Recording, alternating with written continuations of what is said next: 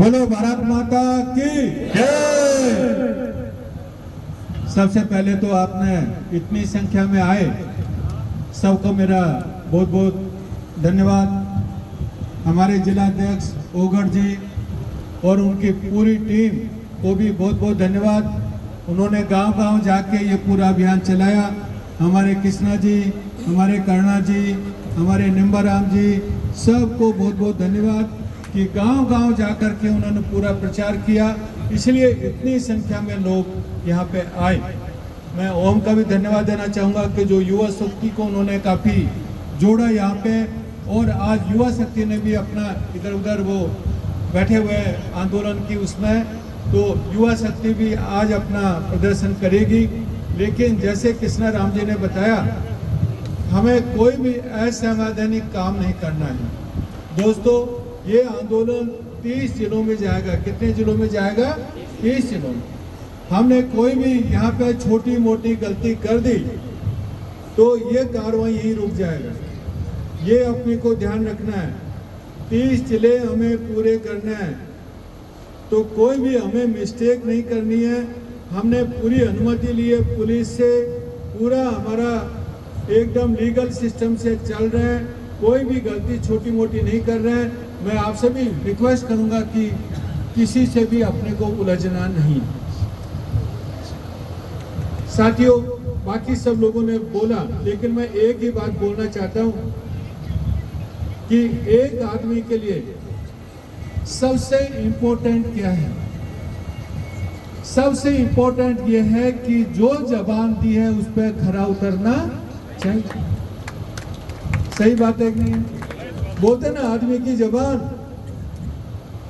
तो जो जबान है वो सबसे इम्पोर्टेंट है। यदि वो अपनी जबान पे नहीं रहता है तो कल के दिन उसका कोई विश्वास नहीं करेगा। हमारे साथ तो ये तो एक आदमी की बात है। सरकार तो बहुत बड़ी होती है और सरकार की जबान पे भी विश्वास करना होता है। ये हम लोग विश्वास करके वार्ता में गए थे। हमारे साथ निम्बा जी थे, सारे हमारे बहुत सारे साथी यहाँ पे हैं, और उन्होंने बोला कि भाई आपने जो भी बताया सब सही है, हमारे पास इतने कागज नहीं है, इतना होमवर्क हमने नहीं किया है, हमें समय चाहिए। हम लोग उस टाइम आंदोलन के मोड में थे। हमने बोला कि 1 महीने से ज्यादा समय आपको नहीं देंगे। सरकार बोल रही थी कि 3 महीने का समय दो। कैबिनेट मिनिस्टर बोला कि भाई 3 महीने का समय हमें चाहिए। फिर बीच में हमारे मंत्री जी कोटाराम जी ने बोला कि भाई ना इधर का ना उधर का, 2 महीने का रखते हैं कि 2 महीने के बाद सरकार दोबारा से वार्ता करेगी। हमने अपने मंत्री साहब का वहां पे उन पे विश्वास रखा कि भाई हमारे जो मंत्री बोल रहे हैं वो सही बोल रहे हैं, और उसी के ऊपर विश्वास करके आज हम लोग जा रहे हैं। सरकार ने मिनट्स निकाली, ये बात देखो, सब लोग साक्षी हैं मेरे साथ। सरकार ने लिखित में मिनट्स निकाली और मिनट्स में लिखा 3 महीने। हमने फिर भी जाने दिया कि कोई बात नहीं, सरकार ने जो 3 महीने का समय लिख दिया तो कोई बात नहीं है, हम 3 महीना भी मानने के लिए तैयार। 3 महीने तक इंतजार किया, 3 महीने गुजर गए, 4 महीने गुजर गए, 5 महीने गुजर गए। 5 मई को 5 महीने हो गए। सरकार ने यह सोचा कि अपने पास तो सत्ता है, हमारा ये कुछ लोग बिगाड़ नहीं सकते, हम बात करें तो ठीक है, नहीं बात करें तो ठीक है। तब हमें भी लगा कि आपके पास सत्ता है लेकिन हमारे पास सड़क है। सड़क, हम झुकने वाले नहीं हैं। आप एसी में बैठिए, आप भाषण दीजिए, कोई बात नहीं है, लेकिन हमारे साथ हमारी जनता है ना, सड़क पे जाएगी, सड़क के ऊपर, और आंदोलन करना हमें आता है। आपने अपनी जबान नहीं रखी, सरकार के ऊपर कैसे विश्वास किया जाए? जिस सरकार ने अपनी जबान नहीं रखी, 3 महीने के बाद दोबारा बुलाएंगे, उस सरकार पे क्या हम लोग और चुपचाप बैठे रह सकते हैं? नहीं रह सकते। सरकार ने यही सोचा कि भाई अभी राइकर ये डीएनटी वाले दोबारा आएंगे नहीं, डराया उन्होंने, हमारे लोगों को गिरफ्तार किया, 18 दिन तक जेल में रखा कि इनको डराते हैं। ये डर के कोई भी आंदोलन में आएगा तो एक तरफ डराने का काम, दूसरा तरफ बहकाने का काम। इसलिए हमने तय किया कि जो प्रण हमने लिया है, सब साथियों ने मिलकर लिया है कि अपने समाज को आरक्षण दिलाएंगे। उस प्रण पर सरकार की जबान झूठी हो सकती है, लेकिन हमारी जबान झूठी नहीं हो सकती है। हम लोग हमारे समाज को, डीएनटी समाज को जो विश्वास दिलाया है कि हम लोग ये लड़ाई जारी रखेंगे, इसलिए आप खूब राजनीति में झूठे बनिए, कुछ भी बोलिए, आपके ऊपर हमें कोई विश्वास नहीं है। आपने देखा कि रायका बाग में भी ऐसा ही हुआ था, हमारे साथ हुआ था नहीं हुआ था? यही धरती थी, यही जगह थी। जब हम लोग आंदोलन लेके वहां पे गए, कलेक्टर ने बोला 15 दिन दे दो, रेलवे के अधिकारियों को बुलाया के बोला भाई 15 दिन दे दो, 15 दिन के बाद हम नाम बदल देंगे। देखिए कैसे इतिहास दोहराता है। 15 दिन के बाद मुकर गए कि नहीं भाई नाम नहीं बदलेंगे। अरे 1 लाख लोग आए, इतना बड़ा आंदोलन किया और फिर आप मुकर रहे हो कि 15 दिन के बाद अभी आपका नाम नहीं बदलेगा। आपने देखा इसी धरा पे, ये मंच के नीचे अपने महापंचायत की, और महापंचायत करने के बाद रेलवे मंत्री का पुतला लेके गए राम नाम सत्य करके डीआरएम के सामने। डीआरएम के सामने पूरा शहर देख रहा था भाई क्या हो गया। रेलवे मिनिस्टर को लेके जा रहे थे डीआरएम के सामने। देश में पहला ऐसा जो कोई इंसिडेंट हुआ जिसने रेलवे मंत्री का पुतला फूका हो। डीआरएम के सामने, डीआरएम अंदर बैठा था, आप सब गवाह थे। डीआरएम के सामने रेलवे मंत्री का पुतला जलाया। डीआरएम बोला मेरे पास आओ, क्या आएंगे नहीं? अरे तेरे कागज पे विश्वास नहीं हमें।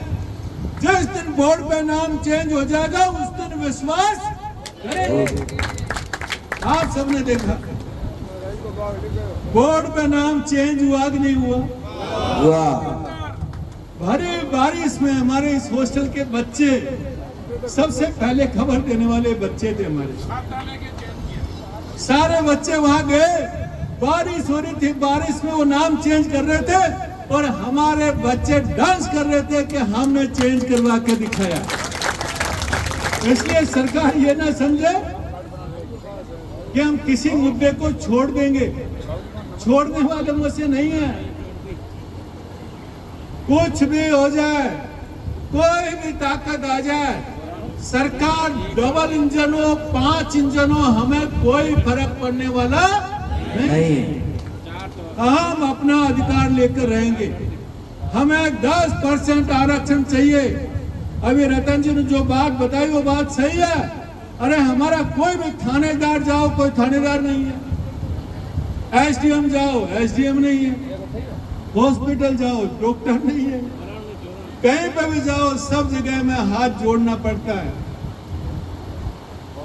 हर ऑफिस में जिस दिन आरक्षण मिल जाएगा, हर ऑफिस में डीएनटी का आदमी होगा, ओबीसी मूल का आदमी होगा और वो सारी आपकी सहायता करेंगे, क्योंकि हमने साथ हम संघर्ष कर रहे हैं, साथ संघर्ष कर रहे हैं।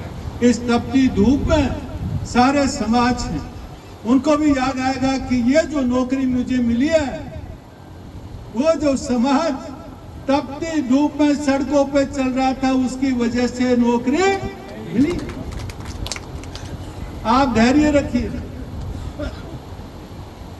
धैर्य रखिए। फिर मैं बोल रहा हूं दोबारा से, सरकार जुबान से पलट सकती है, लेकिन हम अपने जबान से पलटेंगे नहीं। इसलिए साथियों, 30 शहरों में ये आंदोलन है। 30 शहर के बाद भी सरकार नहीं आती। हमने सब कुछ सोच के रखा कि ये होगा, ये होगा, ये जोखिम होगी, ये होगा, सब कुछ एक एक चीज हमने कैलकुलेट करके रखा हुआ कि अभी खाली आप जितनी हट दरमिता करोगे उतने ही हम मजबूत होंगे, कमजोर होने वाले। आज आपने देखा, कल भी आपने देखा, 5 समाज हमारे पास आए, हमारे साथ आए 5 समाज। कुमाऊं समाज आया, योगी समाज तो हमारे साथ है ही, पंचाल समाज वहां पे आया और अपने जांगीर समाज वहां पे आया। आज आपने देखा हमारे युवा यहाँ पे बैठा हुआ, दर्जी समाज, बालोतरा में भी दर्जी समाज का बच्चा वहां पे आया। इसलिए बहुत सारे घांची समाज से हमारी बात चल रही है, बहुत सारे समाजों से बात चल रही है। आप एक तोड़ोगे, हम 100 जोड़ेंगे, 100 जोड़ेंगे, 100। इसलिए जयपुर तक जाते जाते कारवां बढ़ेगा। मान लीजिए, मैं ऐसे मान के चलता हूं कि मान लीजिए तब भी सरकार अहंकारी होती है कि हमें कुछ नहीं देना है। कोई बात नहीं है, आप अहंकार रखो, आप अपना अहंकार रखो। हम अपनी ताकत से लेना जानते हैं। 1 तारीख को डिसाइड करेंगे कि हमारा भाग्य क्या होगा। बायकॉट करेंगे बीजेपी को, बायकॉट करेंगे कांग्रेस को। कांग्रेस हमारी बात नहीं उठा रही है, बीजेपी हमारा हक नहीं दे रही है। इसलिए दोनों पार्टियां हमारे लिए बराबर हैं, दोनों का बायकॉट करेंगे और हमारे ये 150 वंचित समाज है, उनका साझा उम्मीदवार खड़ा करें। अब हम आपकी चिकनी चुपड़ी बातों में आने वाले नहीं हैं। रायकाव आ जाओ, मैं तो आपका धर्मेला भाई हूं, मैं तो आधी रात में आपको काम आऊंगा। अरे वोट मुझे दे दो, वोट मुझे दे दो, बाद में घूमते रहना, लेकिन वोट मुझे देना। अब हम लोग ऐसा नहीं करेंगे और अपना वोट खुद डिसाइड करेंगे। मेरी बात सही है कि नहीं है? सब लोग इस बात पर सहमत हैं कि नहीं है? अपना भाग्य खुद डिसाइड करेंगे या हमारा भाग्य दूसरा डिसाइड करेगा? खुद डिसाइड करेंगे। इसलिए सारा कुछ सोच कर रखा है। सब समाजों को जोड़ेंगे, आदिवासी समाज को जोड़ेंगे, हमारे वंचित एससी समाज यहाँ पे है, और समाजों को जोड़ेंगे, अपनी ताकत बनाएंगे, लेकिन अपना हक किसी भी हालत में छोड़ेंगे। बहुत बहुत धन्यवाद, आप इतनी संख्या में आए और हम